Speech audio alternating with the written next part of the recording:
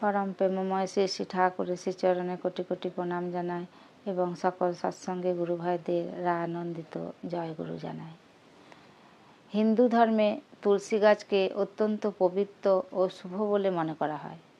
আর তুলসীর মধ্যে যে দুটি প্রকারভেদ আমরা প্রধানত দেখি তা হলো একটি রাম তুলসী এবং আরেকটি কৃষ্ণ তুলসী, বা একে শ্যামা তুলসীও বলা হয়।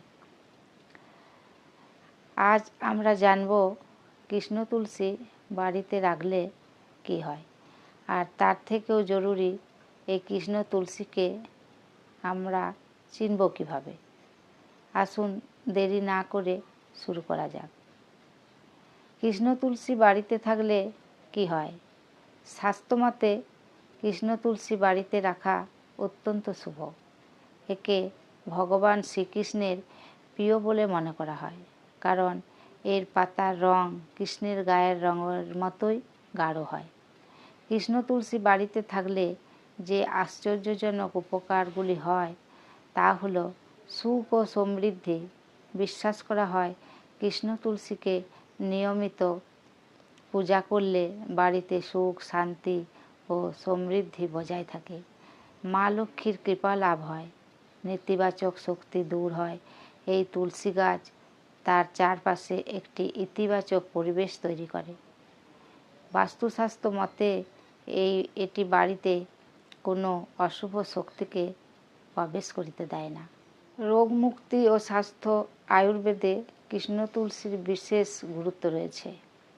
এর পাতার মধ্যে থাকা ঔষধি গুণ শরীরের জন্য অত্যন্ত উপকারী। এটি তুলনামূলকভাবে বেশি গরম প্রকৃতির হয় এবং বহু রোগ নিরাময়ে সাহায্য করে।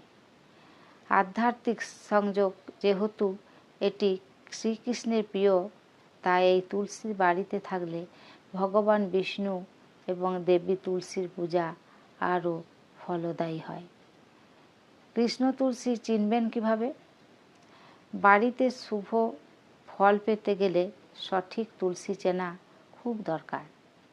রাম তুলসী বা সাদা তুলসী সঙ্গে কৃষ্ণ তুলসীর প্রধান পার্থক্যগুলি সহজেই নজরে আসে। সহজভাবে মনে রাখবেন, যখনই কোনো তুলসী গাছের পাতা এবং কাণ্ডে গাঢ় বেগুনি বা কালো রঙের আভা দেখতে পাবেন, বুঝবেন সেটি হলো কৃষ্ণ তুলসী।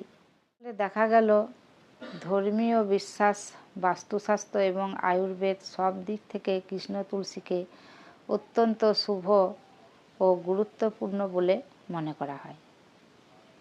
তবে মনে রাখবেন, আপনি যদি বাড়িতে পর্যাপ্ত জায়গা থাকে তাহলে রাম তুলসী এবং কৃষ্ণ তুলসী উভয়ই রাখা শুভ। তুলসী গাছকে সর্বদা বাড়ির উত্তর বা পূর্ব দিকে রাখা উচিত। আর সবচেয়ে গুরুত্বপূর্ণ হলো গাছটির যেন সঠিক যত্ন নেওয়া হয়। তুলসী গাছ শুকিয়ে যাওয়া বা দুর্বল হয়ে পড়া অশুভ বলে মনে করা হয়। জয় গুরু।